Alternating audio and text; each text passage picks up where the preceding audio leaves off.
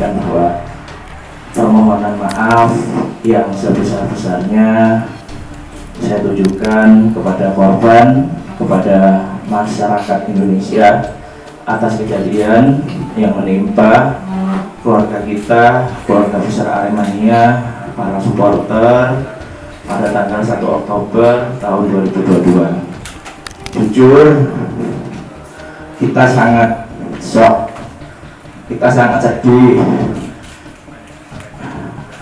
kita nggak bisa berkata-kata kenapa bisa sampai banyaknya korban hingga ratusan.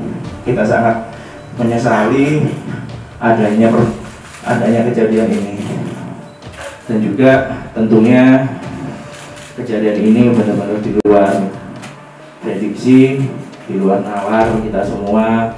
Bagaimana ketika pertandingan Arema lawan Persebaya, semua pendukung adalah pendukung kita, pendukung Aremania, tanpa ada satupun pendukung dari tim lawan. Bagaimana kejadian yang bisa menewaskan ratusan orang, kejadian luar biasa, kejadian paling hebat, kejadian yang mungkin tidak akan ada di dunia, dan itu ada di Arema.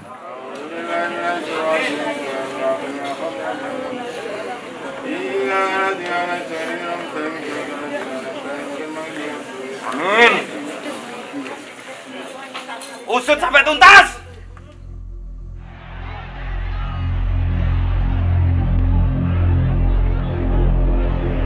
Malam itu, semua mata mengarah pada langkah para aparat dalam mengamankan keadaan usai jalannya pertandingan Persebaya melawan Arema yang dianggap represif.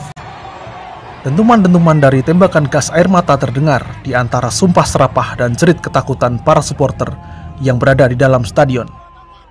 Insiden di Stadion Kanjuruhan malam itu merenggut setidaknya 131 korban jiwa. 32 diantaranya adalah balita.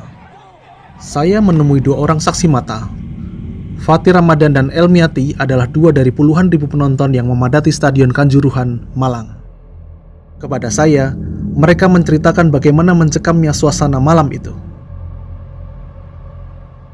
Seluruh tribun seperti apa sih mas gambarannya? Rame mas, padat, nggak ada tempat space satupun yang bisa ditempati gitu. Itu pun mungkin kan Panpel nyetak tiketnya pun 30.000 mas.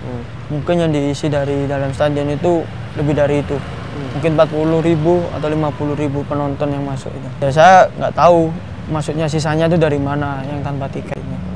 Tapi posisinya Mas Fatir sama bertujuh itu di satu tribun atau mencar? Iya, satu tribun. Satu tribun. Begitu peluit panjang terdengar, penonton membanjiri lapangan yang masih terdapat para pemain sepak bola dari kedua tim. Beberapa media memberitakan pernyataan Kapolda Jawa Timur. Ia menyebut bahwa aksi para penonton adalah buntut dari kekalahan Arema atas Persebaya. Namun, Fatir memiliki pandangan lain atas hal ini. Tapi sebelum itu, setelah peluit panjang itu, atmosfer itu seperti apa mas? Apakah ada kekecewaannya dalam arti marah atau kecewa? Ya sudahlah, ini pertandingan bola selesai saja gitu aja. Pasti ada kecewa mas, pasti. Tapi yang waktu itu mas rasakan atmosfernya seperti apa? Para supporter meluapkan kekecewaannya gitu mas. Apalagi kalah sama rival itu. Kekecewaan itu diluapkan kepada bagaimana? Seperti apa bentuk kekecewaannya? Seperti omongan gitu mas, semua omongan aja gitu. Kalau cara mainnya jelek gitu. Kalau cara mainnya bukan khas Malangan gitu kan mas. Gitu. Terus kan yang turun kan ngasih motivasi mas gitu, bukan menyerang gitu. Bukan menyerang. Waktu pas benar-benar chaos di tengah lapangan itu mas, langsung ditembakkan gas air mata itu. Pertama di lapangan, yang kedua saya tahu itu pun di tribun 13-14. 12-13-14. Itu jaraknya berapa jauh dari posisi Mas Fatir? Lumayan jauh sih mas, saya mencar ke tribun yang 1-2 itu mas. 1-2? Iya 1-2, yang sebelah sini. Sebelah sini? Iya, saya mencar sebelah sini. Terlihat sangat jelas? Jelas. Pertama kali masuk ke lapangan itu pun ada 1 orang itu pun ngasih support ini mas. Ngasih support, motivasi buat para pemain, bukan untuk menyerang pemain, bukan mas. Saya lihat dari mata saya sendiri itu pun ngasih support, motivasi, merangkul, meluk pemain gitu. nggak menyerang mas. Terus tambah lama kan makin banyak gitu yang merangkul, yang ngasih motivasi. Terus akhirnya sama aparat, para supporter tuh akhirnya ricu, makin chaos. Kondisi yang tidak terkendali membuat Fatir terpencar dari rekan-rekannya. Euforia sepak bola seketika menjadi misi penyelamatan diri. Fatir mengenang kembali usahanya untuk keluar dari tribun stadion. Sembari membantu sesama supporter yang terluka, ia merangsek ke dalam kerumunan penonton yang terjebak di antara gas air mata dan gerbang yang enggan terbuka. Gas air mata itu ditembakkan ke lapangan terus ke tribun 12, 13, 14 yang banyak itu mas. Disitulah langsung mungkin gara-garanya kena gas air mata, semua pada panik pingin keluar, tapi pintu keluar pun ditutup. Gitu. Iya, mungkin yang itu yang bisa angka keinjak-injak. Dan waktu itu akhirnya Mas Fatir bisa keluar itu seperti apa? Saya bisa keluar lewat manjat itu mas, manjat pagar yang itu. Ya. Langsung lari ke sentel ban itu, pinggir lapangan. Masih sempat melihat kondisi kiri kanan bahwa Masih sempat. berapa banyak gas air matanya Mas? Mungkin lebih dari 3 mas, lebih. Itu mereka ditembakkan di lapangan kah atau ada yang ke tribun juga ada? Yang di lapangan ada, yang di tribun juga ada. Yang katanya mental pun itu nggak mungkin mental mas. Itu sengaja langsung ditembakkan ke tribun. Sengaja ditembakkan ke tribun. Saya juga lihat di tribun yang 8 sama 7 ini, di bawah papan skor, itu juga ada yang ditembakkan ke situ. Tidak jauh berbeda dengan apa yang dialami Fatir, Elmiati juga menceritakan bagaimana kisruhnya malam itu. Elmiati tercekik oleh bau asap serta dorongan-dorongan para supporter yang panik mencari jalan keluar. Tapi yang Mbak rasakan waktu itu di pintu 13 itu suasananya masih ingat nggak seperti itu?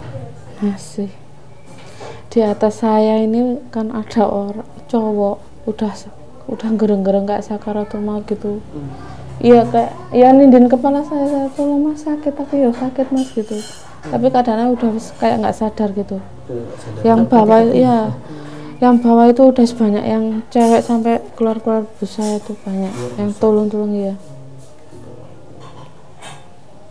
Sedangkan yang belakang itu masih posisi dorong. Dari arah tribun. Yang di belakang ya dari arah tribun. Masih berusaha mau keluar kan? Iya. Waktu itu sempat ada gas air mata yang di tribun itu, asap pekat itu enggak? Itu udah. Iya nggak terasa. Ya. Itu efek dari gas air mata itu waktu saya mau turun. Kan yang ditembakkan ke tribun Kurvas itu tuh ke tribun berapa itu? Sebelahnya 13 itu yang paling parah ditembak itu. Nah, saya lari itu baru terasa efeknya itu waktu mau turun itu, baru terasa sakit ya, mau nafas. Berarti Mbak waktu itu udah berusaha mencari jalan iya, keluar. Tapi ternyata jalan mau pulang itu di tribun 13 gak boleh keluar, dihadang. Sedangkan yang dari supporter yang di atas itu kan saling pengen menyelamatkan diri ya. Jadi saling dorong-dorong, yang depan itu tadi keginjak-ginjak gitu. Kena gas air mata, ketambahan kedorong-dorong itu tadi. Mbak, tapi posisinya waktu itu pas lagi Mbak keluar itu masih bersama sama suami dan anak? Iya. Sama karena dorong-dorongan itu kan langsung terpisah. Karena dorong-dorongan, iya. Anak waktu itu Mbak yang gendong kan? Enggak, suami. Suami saya yang gendong. Suami yang langsung bilang, waktu masih ingat pas lagi gitu, suami bilang apa? Enggak sempat ngomong apa-apa. Iya, jadi pulang itu langsung suami saya kan langsung maksudnya ya pokoknya cendang metu gitu loh. Tapi sedangkan yang di gerbang ini menghadang, lah sedangkan supporter yang di atas itu sudah kalang kabut, pengen menyelamatkan diri ya, panik. Sedangkan saya sendiri juga udah kejepit-kejepit, mau bernafas itu sudah sulit saya sendiri. Seandainya kalau nggak ada yang nolongin, mungkin juga saya sudah ikut suami sama anak saya. Saat di pintu keluar 13 itu posisinya Mbak kalau boleh tahu di tangga atau sudah di bawah dekat pintu? Udah di tangga bawah. Mungkin jaraknya kalau suami saya udah deket mau keluar, kalau saya ya gini ini Ada jarak 1 meter. iya, saya sama Mas gini. Dan saya posisi pegangan, kan ada pegangan tangga di situ. Posisi di situ pegangan. Itu pun pegangan itu udah nggak kuat, apalagi suami saya yang gendong anak. Kayak gitu. Setelah itu tapi Mbak langsung tidak sadarkan diri atau gimana? Enggak sadar. Walaupun sulit untuk nafas, saya istighfar waktu terus. Terus kan dari pihak yang di bawah itu, ayo mundur, yang belakang mundur lah. Itu baru langsung plong darah saya bisa nafas. Terus ada yang narik saya ke atas, kembali ke atas. Iya. Ketika Mbak sudah sampai di atas, Mbak akhirnya Ketemu saudara dari suami saya bilang, tolong cari no. Malam itu, Elmiati selamat. Namun nasib baik tidak berada di pihaknya. Elmiati kehilangan suami serta anaknya yang berusia 3,5 tahun. Dari saudara, karena foto anak saya tadi diminta, dikirimkan ke grup Arema, terus dikirimkan ke Pak Polisi, dapat kabar kalau anak saya di rumah sakit Kanjuruhan, terus saya diajak ke sana. Ya, diajak ke sana, tahu-tahu sudah di kamar jenazah anak saya. Iya. Isu pelanggaran HAM mencuat atas kejadian ini. Dalam konferensi pers yang diselenggarakan oleh klub Arema FC, Muhammad Khairul Anam, Komisioner Komnas HAM menguapkan, terdapat beberapa indikasi yang diperoleh dari beberapa rekaman video pada malam kejadian. Ya, beberapa informasi yang memiliki kedekatan pada satu fakta. Yang pertama, kekerasan memang terjadi. Kalau video yang nyebar itu kekerasan terjadi ya, ditendang, terus kena kungfu begitu, ya di lapangan. Nah, itu tidak hanya Komnas pastinya bisa melihatnya, tapi semua orang juga bisa melihat itu. Terus juga penggunaan gas air mata, yang itu kami sedang telusuri itu. Kami melihat anatomi dari Stadion Kanjuruhan. Anatomi ini juga akan menentukan sebenarnya ketika ada terjadi kayak begini, exit strateginya kayak apa. Termasuk juga misalnya tadi itu sekian pintu, 2 pintu yang terbuka, misalnya kayak begitu, gas air matanya di mana, konsentrasi hiruk pikuknya di titik yang mana, termasuk juga nanti kita akan telusurin soal korban-korban ini yang paling banyak jatuhnya di dekat pintu yang mana, apakah itu juga dekat dengan lontaran gas air mata dan sebagainya. Nah itu sedang kami dalami, yang menjadi salah satu kunci nanti akan kami tanya kepada teman-teman medis, apakah memang karena sekian jumlah korban itu sesak napas ya, ataukah karena yang lain. Nah, kalau sesak napas, kadar oksigen dan sebagainya kayak apa dan sebagainya, itu yang dipengaruhi oleh gas air mata. Itu ya.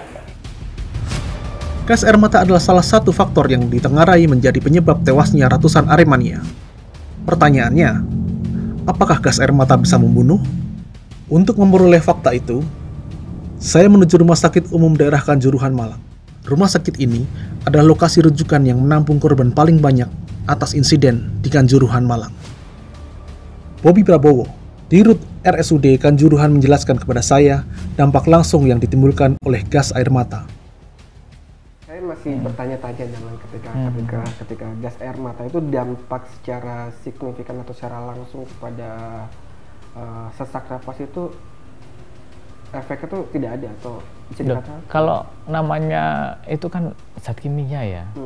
Nah, zat kimia itu kan bagaimanapun kan berdampak efek. Ya kalau mengiritasi pastilah mata merah, kulit merah ya, mungkin kalau kebanyakan juga nafas ya sesak, pastilah ya. Pasti. Nah, tapi kan seberapa besar dampaknya kan beda-beda. Penyebab kematian tuh banyak. Nah, hati-hati ngomong itu, bisa diblontir-blontir kan, takutnya semua masyarakat ngertinya karena itu.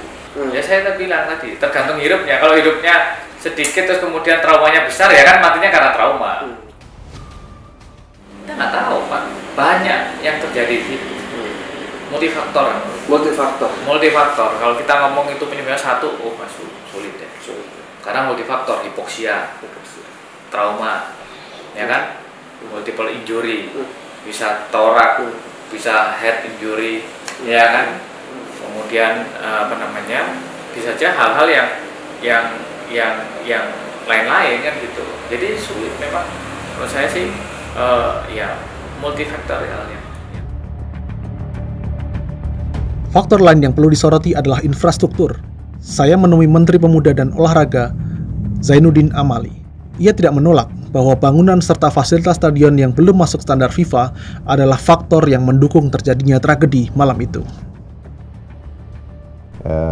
Kemudian setelah masuk, di mana dia tiketnya. Cuma memang Kanjuruhan ini, saya baru tahu ternyata belum single seat. Ya kan? Jadi ya orang masuk, mungkin orang akan ambil pintu terdekatnya, misalnya di pintu mana dia akan cari tempat duduk yang ada di. Kalau Kanjuruhan ini kalau standar FIFA ya, itu sih belum standar. Kalau lihat itu cuma memang nggak rata-rata stadion kita seperti itu, ya kan? Di daerah-daerah seperti itu dan hanya ada di beberapa tempat seperti yang saya sebutkan yang sudah standar. Makanya apalagi yang ini ya, yang 6 kota itu waktu FIFA menginspeksi kita untuk persiapan FIFA World Cup Under-20 tahun depan, itu dipastikan betul, bahkan sampai toiletnya, kamar ganti. Nah kita belum seperti itu. Nah saya kira ya harus diatasi betul oleh panitia dengan kondisi yang begitu. Di balik kedua faktor yang disebutkan oleh Zainuddin, ia menambahkan ada variabel lain yang menurutnya juga berperan. Tapi dalam pandangan Bapak selama 3 hari sudah ada di sini, faktor yang paling dominan apa? Bisa dilihat. Ya, kecintaan terhadap klub yang berlebihan. Itu kan ini diawali dari mereka kecewa kan, karena kalah sudah berapa kali kan, dan di kandang. Kandang kan orang itu selalu berharap bahwa kalau main di kandang itu menang. Iya, betul. Ya kan? Kok ini kalah? Nah, saya di satu sisi saya kira ini PSSI sudah benar-benar memperketat wasit. Kalau dulu kan asal pokoknya main di kandang itu tekanan terhadap wasit dan lain sebagainya luar biasa, tapi ini kan enggak. Di satu sisi kita apresiasi itu bahwa tidak harus main di kandang itu menang, tetapi para penggemar atau pendukung fanatik itu luar biasa ininya sehingga kecewa, marah terhadap kekalahan itu. Kita masih ingat pada saat Piala Menpora berakhir tahun 2020, bagaimana markasnya Persib dirusak oleh supporternya, kan itu kekecewaan yang berlebihan. Nah, saya kira mengedukasi supporter ini harus kita lakukan terus-menerus. Ya, kan klub-klub kita ini banyak yang masih didukung oleh kekuatan massa. Ya, kekuatan massa artinya mereka secara tradisional dia belum tentu terkait dengan permainan dari timnya. Zainuddin menyebut pihaknya telah berkoordinasi dengan PSSI serta para pemilik klub untuk lebih memperhatikan hal ini. Sebab sudah menjadi peraturan, supporter sepak bola adalah bagian tidak terpisahkan dari sebuah klub. Dan harus mereka kita tempatkan sebagai bagian dari klub. Jadi supporter ini jangan kita jadikan hanya sebagai konsumen. Beli tiket, nonton, serta itu kita nggak ada urusannya. Saya kira untuk kondisi Indonesia nggak bisa begitu. Nah, ini yang harus kita arahkan sesuatu yang sebenarnya ini bagus, ya, sehingga para pemilik klub juga punya dukungan yang real dari masyarakat di mana tempatnya mereka berada. Nah, itu yang saya kira harus kita ke depan harus kerja keras kita untuk itu. Apalagi nih supporter ini dalam undang-undang keolahragaan, undang-undang nomor 11 sudah ada pengaturannya. Sudah ada pengaturan. Sudah ada. Bahkan mereka memang dikategorikan sebagai bagian dari klub. Rabu, 5 Oktober 2022. Hari ketiga pasca kejadian memilukan di Stadion Kanjuruhan, saya bertemu empat mata dengan Kadif Humas Polri, Dedi Prasetyo. Dalam kesempatan itu, ia menjelaskan temuan-temuan fakta yang diperoleh dari hasil penyelidikan. Salah satu fakta yang diceritakannya adalah topik hangat yang sedang diperbincangkan oleh masyarakat. Kondisi 3 pintu stadion 12, 13, dan 14 yang disinyalir terkunci. Pintu gate pintunya. Gate 13, gate 12, dan gate 14. Dan itu kalau saya lihat kecil ya, Mas. Itu bentuknya itu. Dan itu sebenarnya apakah informasi yang saya dapat apakah itu benar terkunci, Pak, sebenarnya? Ya, jadi makanya dalam hal ini dari Lapor mendalami 6 titik CCTV ya. Antara lain di pintu 3, 9, 10, 11, 12, dan 13. Di pintu itu ini dari hasil analisa CCTV sementara, ini yang terjadi penumpukan massa yang sangat berlebihan. Ya, kemudian jatuh korban yang cukup banyak di gate-gate ini. Dan pintu ini dari hasil pengamatan CCTV, ini hanya bisa dilalui normal 2 orang. Ya, tapi ketika yang ingin keluar karena terjadi kepanikan jumlahnya ratusan orang, terjadilah di situ penumpukan, kemudian kekurangan oksigen, kemudian dia saling menginjak karena kepengen cepat-cepat keluar. Seperti itu. Hal ini memperkuat pernyataan Menpora yang menyimpulkan bahwa Stadion Kanjuruhan dinilai kurang dari sisi infrastruktur. Sementara itu, menjawab diskusi tentang penggunaan gas air mata dalam stadion, Dedi mengungkapkan bahwa tindakan yang dilakukan saat itu sudah sesuai standar operasional prosedur di tubuh Polri. Kalau SOP Polri tentunya mengacu kepada beberapa perkap ya. Ada perkap 1 tahun 2009 tentang tata cara penggunaan kekuatan dalam tindakan kepolisian. Kemudian ada perkap yang mengatur menyangkut masalah pengendalian huru-hara. Dan kemudian juga ada perkap 8 tahun 2009 tentang implementasi HAM di dalam pelaksanaan tugas kepolisian. Artinya bahwa seluruh anggota di dalam melaksanakan tugas harus mengacu kepada peraturan Kapolri tersebut itu sebagai standar operasional prosedur. Dan juga di dalam setiap kesempatan Bapak Kapolri selalu mengingatkan kepada seluruh anggota agar di dalam melaksanakan tugas itu pendekatan yang utama yang harus dilakukan adalah pendekatan humanis. Apakah artinya itu juga termasuk penggunaan gas air mata? Artinya ada tahap-tahapan tertentu yang baru bisa, ini kalau sudah indikasinya sudah parah, baru kita lepaskan. Atau bagaimana? Itu betul. Tentunya ada tahapan itu. Ya, tahapan itu kalau misalnya saya melihat dan membaca statuta FIFA pasal 19B itu, dan juga di situ ada pasal 6, kemudian pasal 7, pasal 8, dan pasal 9. Ya, itu disebutkan bahwa aparat keamanan, ya khususnya, tapi ini kalau FIFA kan dia mengacu kepada aparat keamanan internal ya. Tapi diberikan ruang ya bagi persatuan sepak bola lokal boleh menggunakan aparat keamanan dengan tahapan-tahapan tertentu. Yang jadi pertanyaan saya adalah untuk gas air mata sendiri bisa masuk itu kapan boleh diperkenankan untuk gas air mata sendiri? Ya, tentunya gini ya, saya belum berani menyampaikan secara detail karena ini masih dalam proses pemeriksaan dan pendalaman dari tim. Terkait beberapa temuan yang diperoleh serta perkembangan penyelidikan atas kasus ini, banyak pihak yang menyayangkan serta mengecam tragedi yang menewaskan ratusan supporter sepak bola. Supporter sebagai bagian dari klub sepak bola seharusnya tidak dilihat sebagai ancaman dalam sebuah pertandingan. Kini, kejadian di Kanjuruhan menyisakan duka bagi mereka yang kehilangan anggota keluarga serta sanak saudara. 131 jiwa menjadi penanda bahwa olahraga yang dicintai masyarakat Indonesia ini perlu dibenahi agar kejadian seperti ini tidak terulang lagi. Karena tidak ada sepak bola seharga nyawa. Mau berangkat itu umur pakai jaket gitu, ya Allah kok benci cucuku, aku kok diambil semuanya, aku gitu. Kalau ada gini tidak boleh apa lihat hafalan lagi saya suruh apa ndak lihat kalau ada gini-gini tuh nyenang no anak ya ayahnya itu loh nyenang no kalau ada gini yo ndak tahu ya Mas. Ya Allah, cucuku ya Allah. Jangan ada ulang kembali apa?